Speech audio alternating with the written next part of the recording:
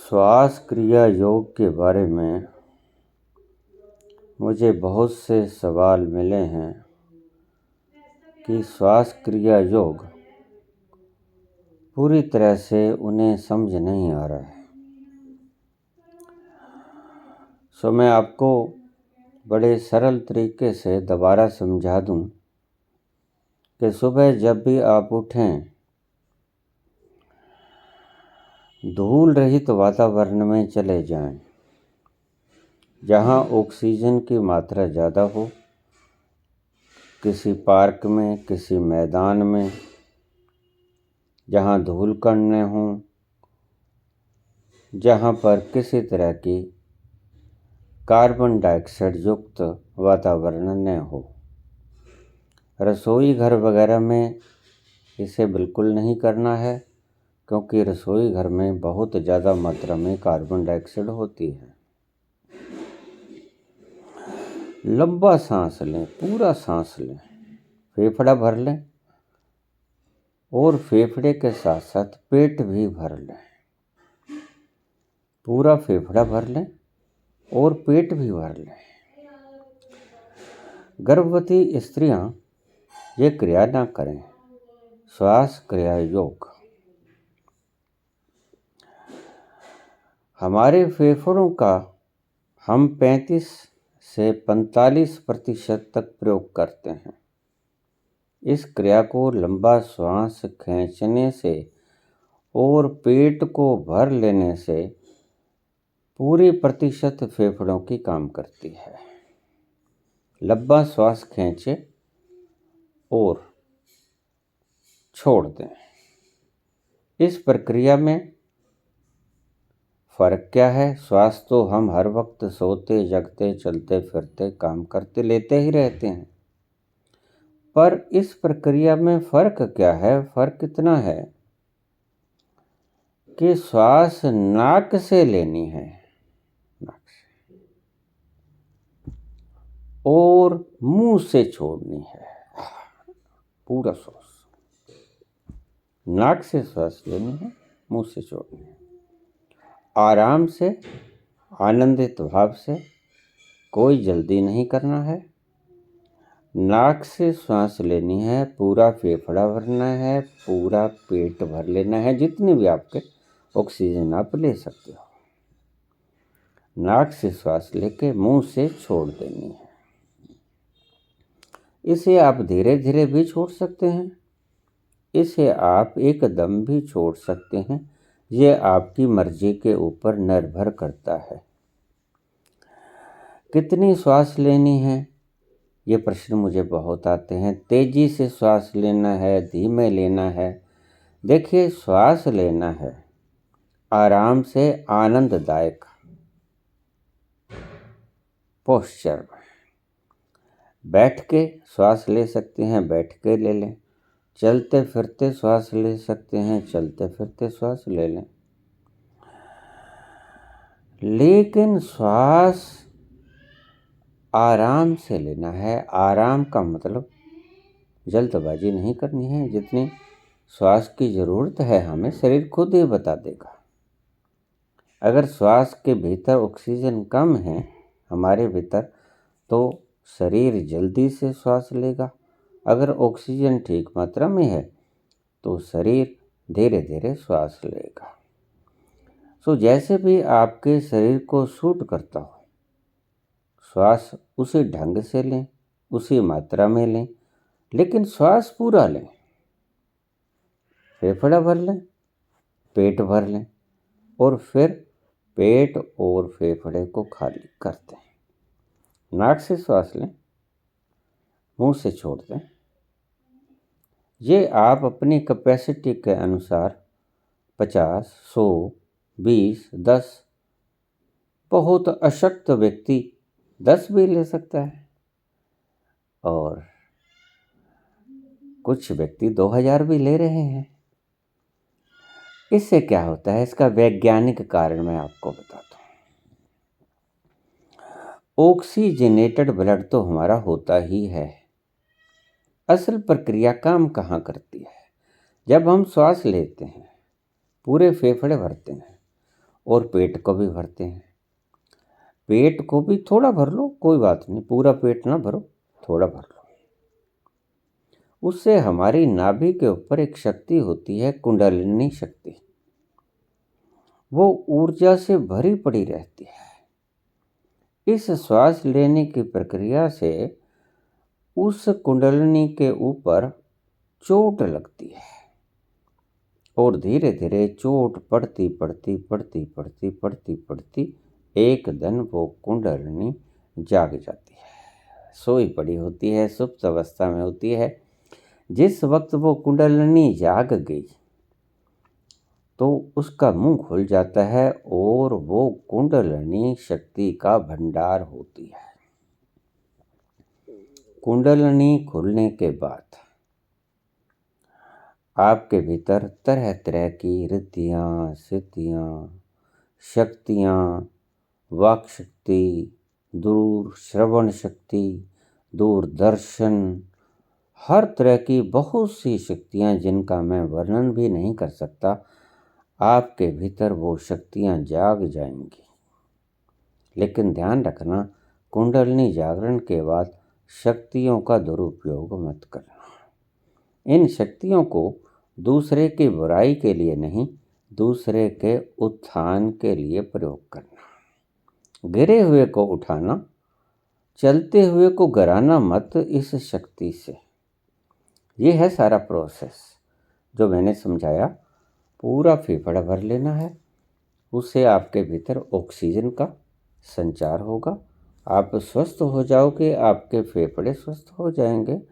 और जैसे हमारे फेफड़े के रोग लगे हमें, कोरोना टाइप, उन्होंने बड़ा विनाश किया, ऐसे ये क्रिया करने वालों को कोरोना अगर होगा भी तो बहुत थोड़े वक्त तक रह के बिना क्षति पहुंचाए वो ठीक हो जाएंगे।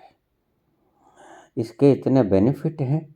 और दूसरा जो सबसे बड़ा बेनिफिट है वो है आध्यात्मिक। ये तो शारीरिक हो गया, फेफड़े स्वस्थ हो गए, पेट स्वस्थ हो गया, खून साफ हो गया, खून में हीमोग्लोबिन की मात्रा चली जाएगी, ज़्यादा ऑक्सीजनेटेड हो जाएगा, आप में चुस्ती फुर्ती आ जाएगी। दूसरा इसका फायदा है स्पिरिचुअल, आध्यात्मिक। आध्यात्मिक क्या फायदा है कि हमारे नाभि के पास मूलाधार चक्र के इर्द गिर्द थोड़े से आसपास कुंडलिनी शक्ति होती है। ये 2.5 लपेटों से युक्त होती है लेकिन सुप्त पड़ी होती है। जब उसके ऊपर श्वास की चोट पड़ेगी तो वो जगेगी, उसके वल खुल जाएंगे और वो ऊर्जा को बाहर फेंकने लगेगी, उसका मुख खुल जाएगा।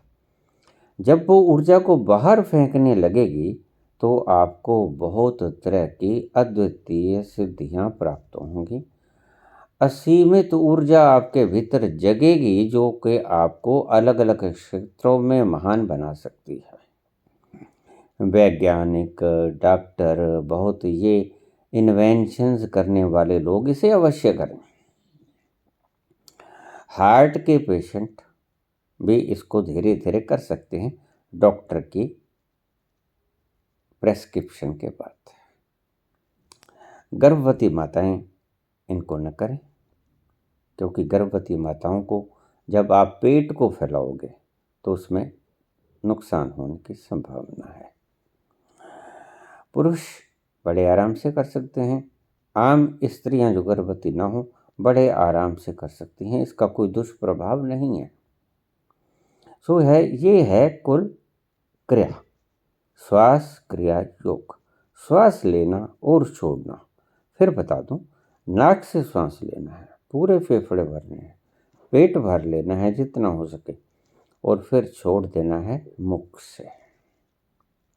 ऑक्सीजनेटेड माहौल में धुआं ना हो, धूल कण ना हो, ऑक्सीजन की मात्रा ज़्यादा हो। किसी भी आप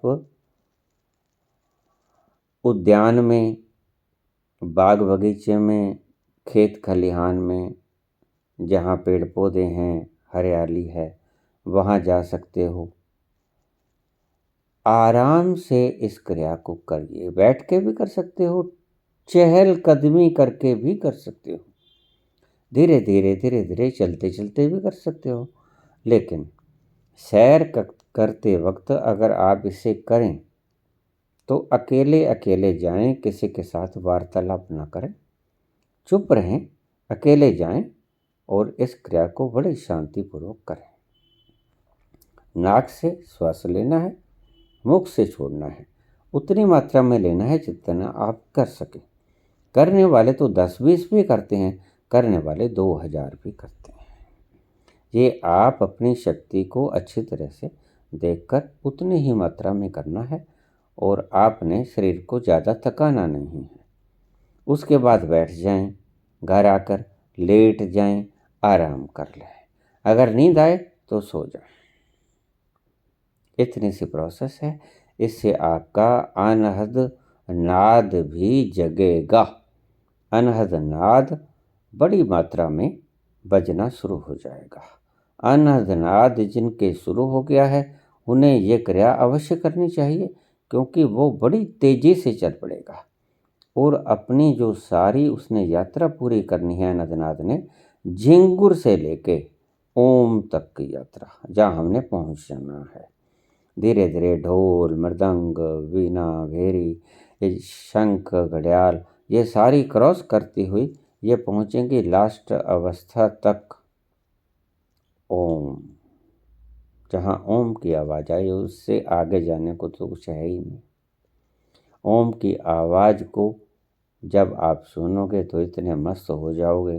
तो फिर कहिए कि मस्त हो गए या ओम की आवाज़ से पार हो गए, इन दोनों बातों में कहने का, शब्दों का फ़र्क है, बात का अर्थ एक ही है। सो कुल आपको बड़े सरल शब्दों में मैंने समझा दिया कि आपको नाक से श्वास लेना है, पूरा फेफड़ा भरना है, पेट भी भर लेना है जितना, थोड़ा भी आप कम भी ले सकते हो श्वास। कईयों के पेट ज़्यादा थुल होते हैं, भरे होते हैं, वो श्वास नहीं ले पाते, कोई बात नहीं। चलते चलते जितना भी पेट में श्वास समा सकता है उतना लीजिए, फेफड़ा पूरा भर लीजिए, नाक से श्वास लीजिए, मुंह से श्वास छोड़ दीजिए। चलते रहिए धीरे धीरे, तेज़ी से भी चल सकते हैं, बैठ के भी ये क्रिया कर सकते हैं। और जब आप अपनी क्रिया को संपूर्ण कर लें तो आराम से घर आके बैठ जाएं, सुखासन में, या लेट जाएं। आपको नींद भी आ सकती है, आप सो भी सकते हैं, आपको कोई पाबंदी नहीं है। खाने पीने की पाबंदी है कि मांसाहार वगैरह ना करें, गरिष्ठ भोजन ना करें, तले हुए ये जैसे बर्गर, पिज्ज़ा वगैरह, इनका उपयोग ना करें। अगर करेंगे तो इसका लाभ कम होगा, तो इससे परहेज रखिए। तली हुई चीज़ें कम खाइए। इससे आपकी कुंडलिनी शक्ति भी जागृत होगी और आध्यात्मिक आपके भीतर जागृति होगी, आध्यात्मिक शक्ति की। उससे आपके रोग भी कम पैदा होंगे, रोग अपने आप खत्म भी होते चले जाएंगे, आपको पता ही नहीं चलेगा। जो व्यक्ति रोगी है, जैसे कैंसर वगैरह की बीमारी से ग्रस्त है, उसके भीतर शक्ति का संचार होगा, इम्यूनिटी भी बढ़ेगी और हो सकता है कि आपका वो रोग कम भी हो जाए और ईश्वर करे कि वो शायद समाप्त भी हो जाए। आप इसे रोज करें, सुबह भी कर सकते हैं, शाम को भी कर सकते हैं। रात 10 बजे के बाद नहीं करना है। सुबह जो नज़ले के मरीज हैं, जो सिर दर्द के मरीज हैं, वो ठंडी हवा में इसे ना करें, थोड़ी धूप निकलने के बाद करें। जब मौसम उनके अनुकूल हो जाए तब वो आराम से करें। ज़्यादा ठंडी हवा में जो नज़ला, जुखाम, रेशा, बलगम जिनको बनती है, वो ऐसे वातावरण में, टेम्परेचर में क्रिया न करें, जिससे कि उनका नज़ला, जुखाम फेफड़े के भीतर रेशा जमने की प्रक्रिया बढ़ जाए। जो श्वास के रोगी हैं वो भी इसको धैर्यपूर्वक डॉक्टरी सलाह से कर सकते हैं। तो ये मैंने सारी प्रक्रिया आपको समझा दी। ये शारीरिक तो है ही, आध्यात्मिक ज़्यादा है, क्योंकि जब आप पूरा श्वास लोगे फेफड़ों का और पेट तक श्वास जाएगा तो आपकी कुंडलिनी शक्ति पर प्रहार होगा। कुंडलिनी शक्ति पर प्रहार होने के कारण आपकी कुंडलिनी शक्ति जग जाएगी, और जब कुंडलिनी शक्ति जग गई तो आपको सैकड़ों हजारों रोग समाप्त हो जाएंगे और सैकड़ों हजारों सिद्धियां प्राप्त हो जाएंगी। आप एक सिद्ध पुरुष बन जाओगे। वो सिद्धियां किसी तरह के हो सकती हैं, दूरदर्शन की हो सकती हैं, आने वाली घटनाएं आपको पता चल जाएंगी, दूर श्रवण की हो सकती हैं। 10 मील दूर कोई व्यक्ति बैठा है, आप उनकी बातों को सुन लोगे जैसे पास बैठा कोई बोल रहा है। दूर श्रवण हो सकता है कि आप 100 किलोमीटर से किसी आदमी को देख सकते हैं। दूरदर्शन, दूर श्रवण, जो कि व्यक्ति आपके करीब आएगा उसका आपको पता चल सकता है, उसकी रेंज आपसे टकरा सकती हैं, वो आप बैठे बैठे पता लगा सकते हो उसकी रेंज को पकड़ के कि यह व्यक्ति मेरे करीब आता जा रहा है। बहुत से फ़ायदे हैं। कौन कौन से फ़ायदे आपको गिनाऊं? आप करना शुरू करें, सुबह शाम किसी भी वक्त कर सकते हैं, हल्की धूप में भी कर सकते हैं, हल्की हल्की, अगर गर्मी भी ना हो ज़्यादा, ठंडक भी ना हो, ठंडी हवा आपको ख़राब ना करे, नज़ला जुकाम रेशा वगैरह जाम ना हो, और ज़्यादा गर्मी भी ना हो जिससे कि आपके शरीर में ज़्यादा पसीना आ जाए, डिहाइड्रेशन वगैरह हो जाए। इस क्रिया को करने के बाद थोड़ी देर तक पानी नहीं पीना है, आराम कर लेना, क्योंकि शरीर गर्म हो जाता है, गला गर्म हो जाता है। अगर आप तुरंत ठंडा पानी तो बिल्कुल नहीं पीना है फ्रिज का, तो आप घड़े वगैरह का पानी पी सकते हो, लेकिन थोड़ी देर बाद ठहर के, ताकि ये जब आप क्रिया करोगे तो आपका गला गर्म हो जाएगा। ठंडा पानी पियोगे तो आपका गला खराब हो सकता है और आप बीमार भी हो सकते हैं। इन चीज़ों का परहेज है। आप साधारणतः शनै शनै बहुत आराम से शांतिपूर्वक इस क्रिया को कर सकते हैं। इसमें कोई किसी तरह का श्वास तो हमें लेना ही पड़ता है, बस थोड़ा सा ऊंचा श्वास लेना है, थोड़ा सा ज़्यादा श्वास लेना है, इतना ही फ़र्क है, जिससे आपके शरीर में ऑक्सीजनेटेड भी ज़्यादा हो जाए ब्लड, और उस कुंडलिनी शक्ति के ऊपर भी चोट पड़ जाए। ये 2 फायदे हैं। तो बहुत से व्यक्तियों ने कहा था, मित्रों ने, कि इस वीडियो को आप दोबारा से डाल दो। सो मैंने लाइव होके ये वीडियो आपको दोबारा से डाल दी है। इसको आप करें, निरोग रहिए, मुक्त रहिए, ईश्वर आपका कल्याण करे। धन्यवाद।